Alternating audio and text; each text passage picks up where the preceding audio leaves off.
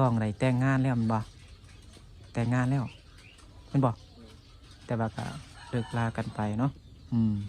น้องเป็นผู้ปะเพื่อนบอกหรือว่าเพื่อนเป็นผู้ปะน้องฮะเพื่อนปะน้อง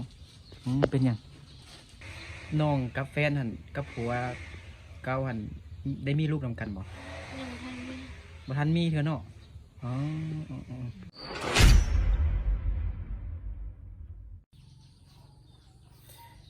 กราบสบายดีพี่น้องมดสุขูสุขคนที่เข้าลบหักแพงเดินยินดีตอนรับเข้าสู่ซองเบานึกเผาปลายเส้นเก่าเส้นเคยตอนนี้เบานึกอยู่บ้านดงล่วงเมืองเพียงแขวงไสยบุรีสปปลาวเหนือเป็นบ้านของชาวลีนั่นเองพี่น้องเนาะเป็นบ้านแม่เฒ่าของเบานึกเนาะพอดี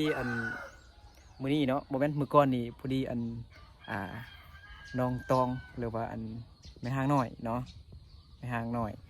สาวตองที่เบานึกได้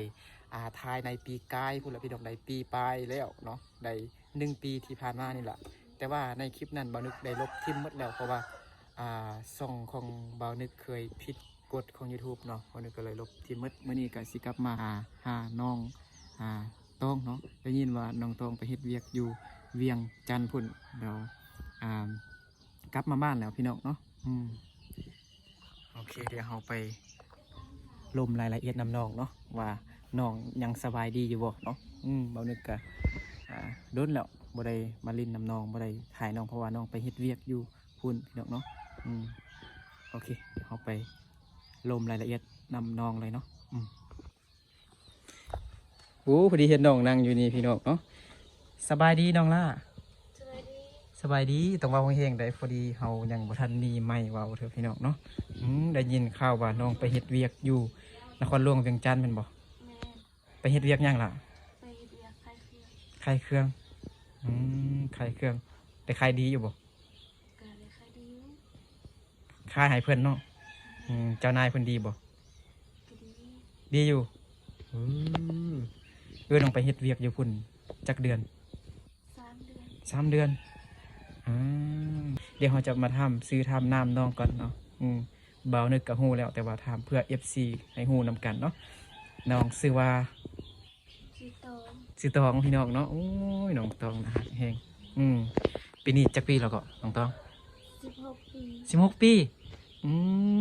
ขออนุญาตเนาะน้องตองแม่นแม่ห้างน้อยแม่นบ่16 ปีแต่ว่าสั้นน้องเลิกกับแฟนหันโดนนะบ่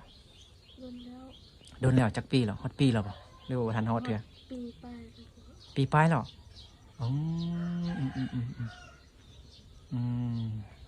น้องตองเนาะอยู่บ้านดงล่วงเมืองเพียงแขวงไสยบุรีพี่น้องเนาะบ่าวนึกก็เคยมาสัมภาษณ์น้องเทื่อนึงแล้วเนาะแต่ว่าคลิป9 วันลบที่มืดแล้วพี่น้องเนาะส่องบ่าวนึกมัน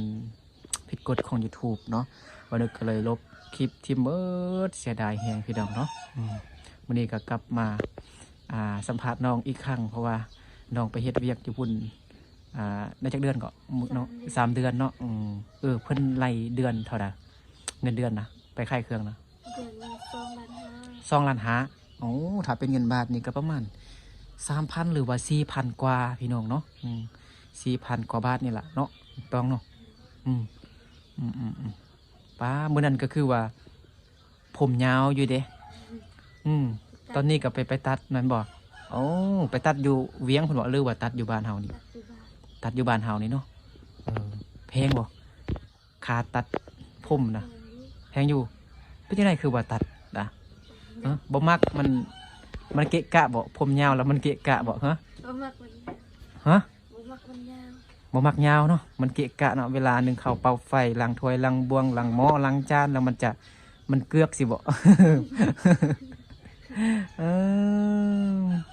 น้องตองพี่น้องเนาะสาวไม่ห่างน้อยเนาะขออนุญาตเด้อสาวไม่ห่างน้อย16 ปีซันน้องเอาคันน้องเลิกลากับแฟนได้ปีปลายก็น้องเอาพวกนี่ตอนอายุ14-15 ปีบ่15 ปีเนาะบ่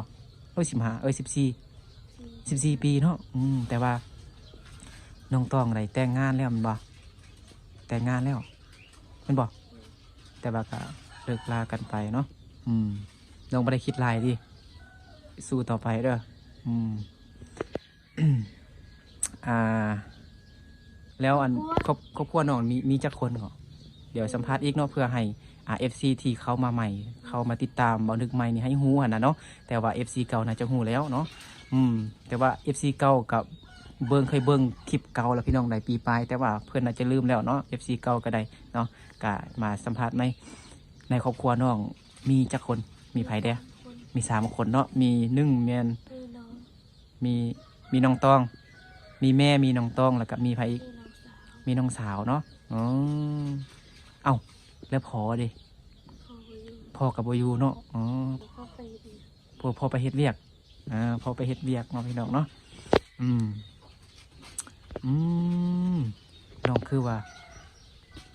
ฟ้าวเอาผัวแต่น้อยแท้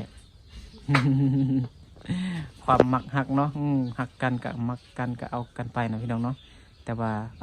เดี๋ยวไอขออนุญาตถามน้องเป็นผู้ปะเพื่อนบอกหรือว่าเพื่อนเป็นผู้ปะน้องฮะ ป้า เพื่อนปะน้องเป็นหยังครอบครัวเฮาบ่อันนั้นบ่เป็นยังไงมันลำบากบ่เขาจึงปะหรือว่าจังได เพราะมันลำบาก เป็นยังไงล่ะ มันลำบาก ตัวได้เว้าบ่ได้ก็บ่ต้องเว้าก็ได้ฮะเป็นจังไดล่ะสาเหตุที่อันเลิกลากันหั่นนะกับแฟนนะ กันซื่อ บ่เข้าใจกันบ่เร็วจังบ่เข้าใจกันเนาะพี่น้องเนาะบางอย่างเขาเว้าออกบ่ได้พี่น้องเนาะบ่ต้องให้เลยบ่ให้ติ ตอนน้องไปเฮ็ดเวียกอยู่พุ่นเรามีแต่อยู่เฮือนนี่มีแต่2คนแม่กับ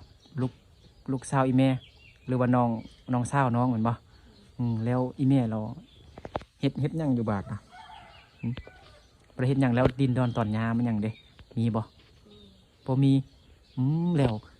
เป็นเขากินมันหยังเด้เอาได้ซื้อเอาบ่หรือว่าจังไดไปจ้างนำเข้า ไปซื้อ ได้ซื้อกินเนาะโอ้แสดงว่าแม่เบิ่งน้องสาวอยู่บ้านแล้วแม่ก็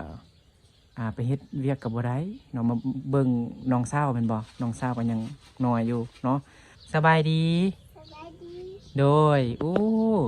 น้องสาวยังน้อยอยู่เด้แม่ก็ต้องได้เบิ่งลูกสาวอยู่บ้านเนาะแม่ก็ไปเฮ็ดเวียกคันสิไปหาเงินอยู่กับกันนี่ก็บ่ได้เนาะน้องยังน้อยอยู่ จักปีแล้วน้องลาน้องสาวจักปีเหรอ 5 ปี 5 ปีเนาะมื้อนี้บ่ไปโรงเรียนบ่ล่ะบ่ไป เป็นหยังในครูหายแล้วบ่ไปฮะยันไม่แซะ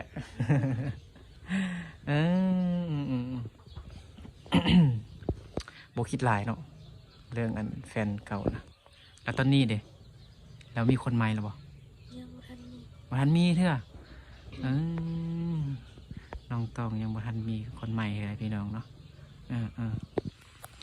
เป็นดินดอนตอนหญ้านี่คือบ่มีเลยเนาะเป็นข้าวในแม่นเฮาซื้อกินเอาเนาะตองเนาะอ๋อตอง ตอนเช้านี่กินข้าวแล้วบ่ล่ะน้องสาวซื้อว่าจังได๋ ซื้อยัง ซื้อหยังเมษาซื้อเมษาสาวขี้ดื้อบ่ฮะ เบิ่งพูด เบิ่งพี่นะยิ้มใส่กล้องนี่เบิ่งนี่ลุงป้าเอาเพิ่นเบิ่งอยู่ในนี้นะยิ้มงามๆเลยยิ้มงามๆคือไอ้ตองนี่นะ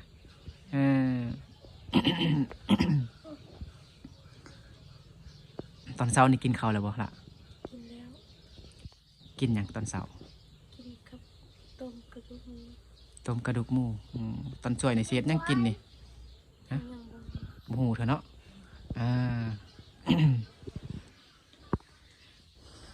อายเทกโบมี่ยังกินแต่ต้มมี่นี่กับขัวไข่ จืนไข่เนาะได้2-3 มื้อแล้วฝนตกพี่น้องเนาะเบานึกกับบ่ได้ไปถ่ายคลิปทางไกลเนาะมันบางทีก็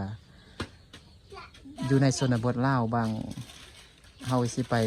บางหมู่บ้านมันก็เป็นทางแดงทางขี้ตมพี่น้องเนาะตอนยามฝนก็ขี้ตมหลายไปบ่ได้ทางมืนหรือว่าทางลื่นพี่น้องเนาะถ้าเป็นมันมีแดดเราสัมผัสว่าขี้ฝุ่นหลายพี่น้องเนาะ จนสิเป็นโรคปอดแหละพี่น้อง บ่นึกเดินทางแต่ละครั้งเนาะ อืมอ่าต้องสิกลับไปเฮ็ดเวียกอยู่พุ่นอีกบ่หึต้องสิกลับไปเฮ็ดเวียกอยู่บ่อนขายเครื่องอยู่เวียงพุ่นบ่อีกบ่หรือว่าบ่ได้บ่ไปแล้วหรือว่าจังไดไปอยู่คันบ่ไปกับบ่มีเงินซื้อเขาวหรือว่าซื้อของกินให้แม่ให้น้องสาวเนาะอืมอืม น้องต้องอายุ16 ปีน้องเอาผัวนี่เลยตั้งแต่อายุ14 ปีเนาะตองแล้วน้องกับแฟนหันกับผัวเก่าหันได้มีลูกนำกันบ่ ยังทันมี บ่ทันมีเถอะเนาะอ๋อแต่ว่าอยู่นำกันได้9 เดือนก็จึงได้เลิกลากันแม่นบ่อ๋อให้เห็นหยังล่ะ น้องต้องให้แล้วเดี๋ยวเป็นอันฮอเฮือนนี่เด้ทำอิฐแม่นไผเฮ็ด แม่เฮ็ด แม่ไปหาเงินอยู่ไส แม่ไปหา คือมีเงินหลายเฮ็ดเฮือน ไปแม่ไปเฮ็ดเวียกอยู่ไส เฮ็ดเรียกอยู่เขื่อน อยู่เฮือนพุ่นนะเดี๋ยวออกมานอกเบิ่งอันเฮือนของน้องตองเพิ่นนึงก่อนเด้อนี่พี่น้องเนาะ นี่โอ้อันนี้มันจะเป็นเฮือนครัวแม่นบ่ล่ะอ่าเฮือนครัวพี่น้องเนาะนี่นี่เฮือนน้องตองลาอยู่นี่ล่ะอ่า นี่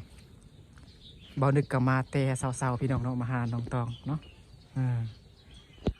น้องตองคนงามอยู่พี่น้องเนาะสาวไม่ห่างน้อย16 ปีเอ้ยน่ารักเลยเนาะพี่น้องเนาะละ ยิ้มมาทางนี้เลยนี่แม่ไปหยังแม่ดิ แม่ไปอยู่ใส่กลางบ้าน แม่ไปเลาะอยู่กลางบ้านแล้วพี่น้องเนาะแม่ไปเลาะไปลิ้นนำหมูอยู่กลางบ้านบ่แม่แล้วเฮ็ดเวียกบ่เฮ็ดหยัง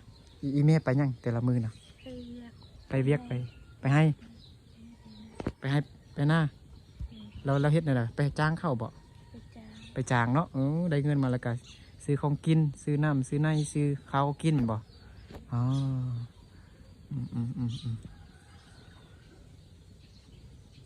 ล่ะเห็นยัง ซะ ซา ซะอย่าเล่น ซาจะลิ้นได้เฮ้ย แม่ ก็บ่ได้แดดพี่น้องแต่ว่าตอนนี้ก็เวลาจักโมงแล้วล่ะมันนี่ เปิดมือ ตะเวนกำลังออกพี่น้องเนาะ8 โมงพี่น้องเนาะเห็นบ่มันยังฟ้าบดอยู่เนาะบังแดดไว้เนาะมันก็บ่แม่นแดดมันพอดีมันมันบดพี่น้องเนาะฟ้าบดเนาะ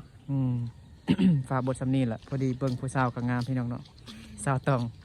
เดี๋ยวกลับไปอยู่บนเก่าละ มาเบิ่งหอเฮือนน้องซื่อๆเนาะ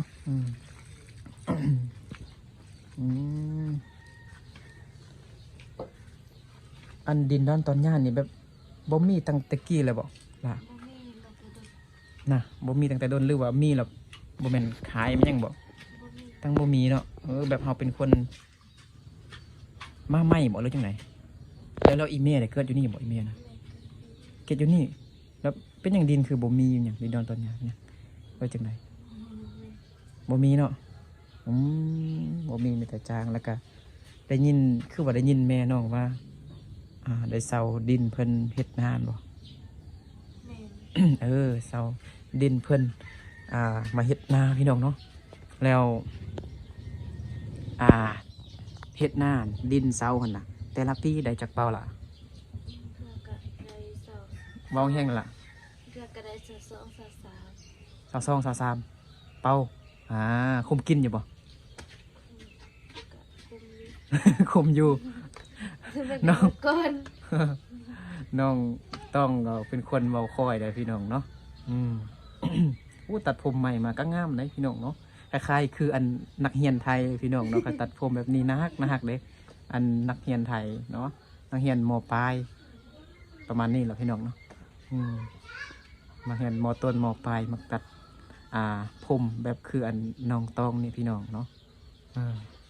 มื้อนี้น้องสิเฮ็ดหยังบ่ได้ไปเฮ็ดหยังบ่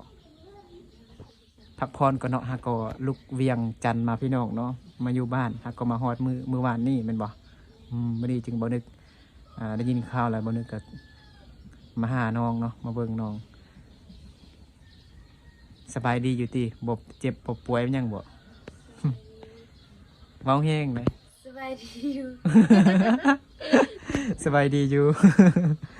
น้องตอง อืมอันเดียวไออนุญาตเขาเบาอันถามเรื่องอันน้องกับอันแฟนเนาะแฟนเก่าจังไดอันเฮ็ดอันใบหญ้าห้างแล้วบ่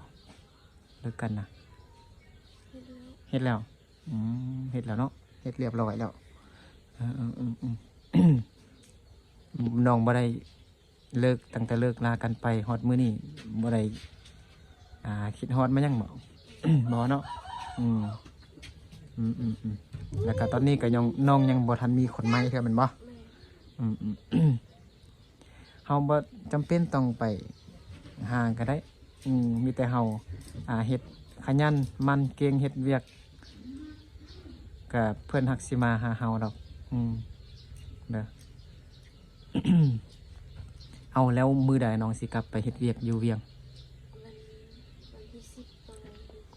วันที่10โอ้วันที่10ดินบุญสงกรานต์ก่อนกับวันที่10ปลายพุ่นโอ้14พุ่นโอ้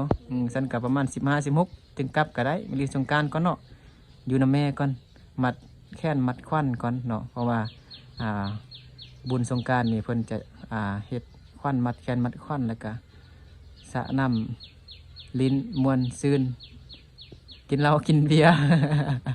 น้องตองมักกินเหล้ากินเบียร์บ่นะ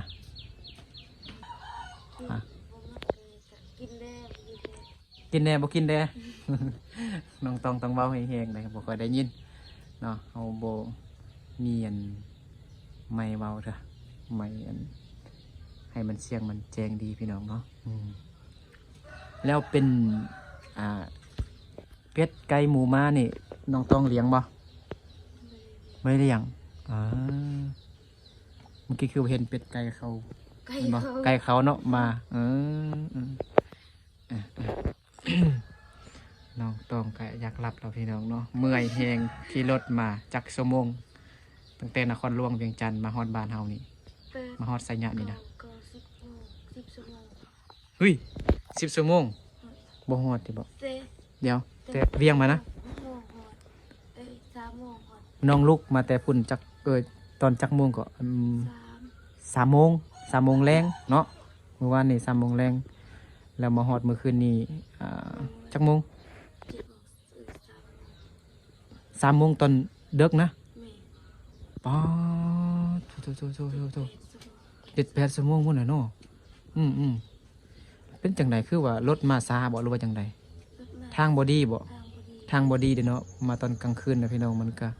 ก็ต้องคอยระมัดระวังมาหั่นน่ะเรื่องขับรถขับล่างแต่ใดพี่น้องเนาะใส่ถนนหนทาง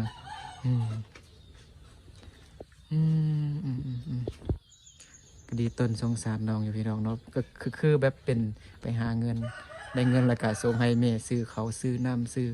ในซื้อของกินมายังให้แม่หั่นล่ะพี่น้องเนาะเฮ็ดเวียกเมื่อยอยู่เมื่อยบ่เมื่อยอยู่ เฮ็ดเวียกก็เมื่อยพี่น้องเนาะก็ต้องได้สู้ซนต่อไปเนาะสู้ๆเด้อน้องต้องเด้อใครที่ใจดีก็ช่วยเหลือน้องต้องก็ได้เนาะให้เพื่อนมีมาอย่างเงินซื้อขนมกิน ต้องอย่าคิดลายได้บ่แม่คือว่าคิดยั่งอยู่หั่นเนาะหรือว่าอยากรับดอกเมื่อยแห้งเนาะแล้วก็ฮอดเมื่อคืนนี้พี่น้องเนาะอย่าคิดลายเด้อสู้ต่อไปเนาะ ก่อนสิเฮาไปหักคนหนึงเนาะก็ต้องศึกษาใจเพิ่นก่อนเนาะอย่าฝากแบบเอาเลยนะเนาะคบกันแล้วเอากันเลยก็เป็นแบบนี้แหละเด้อต้องเด้อมื้อหน้าแล้วก็ก่อนสิหักไผมักไผก็ต้องเบิ่งต้องศึกษาใจเพิ่นดีๆก่อนผู้บ่าวก็ได้เนาะบ่ว่าแต่ผู้หญิงผู้ชายคือกันนั่นแหละเฮามักปั๊บปึ๊บแล้วก็เอาปั๊บมันก็เป็นจังซี่เนาะอยู่